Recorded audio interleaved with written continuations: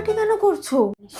দেশুর trailer লঞ্চটা দেখছিলাম। আমার মনে হয় এত ওভার রিঅ্যাক্ট করার কিছুই নেই, বিকজ এত বছর পর ওদের দেখা হচ্ছে, এত বড় একটা ওদের সিনেমা আসতে চলেছে, এটা তো ওদের পাবলিসিটি স্টান্টও হতে পারে। আর ওদের পার্টনার্সের কথা ভাবো তো একবার, এরকম সাপোর্টিভ আজকাল কিন্তু দেখাও যায় না। আমার মনে হয় তুমি একটু বেশি ইমোশনাল রিঅ্যাক্ট করছো এটা নিয়ে। জানো তো, আমারও আমার এক্সের কথা খুব মনে পড়ে। কত বছর হয়ে গেছে না ওর কাছে যাইনি। তোমার আর আমার বিয়ে হওয়ার আগে ওই তো আমার একমাত্র সাথী ছিল, কিন্তু ট্রেলার লঞ্চের এই রিইউনিয়নটা দেখে এক্ষুনি আমার ওর সাথে দেখা করতে ইচ্ছা করছে। আমি এক্ষুনি ওর সাথে দেখা করবো।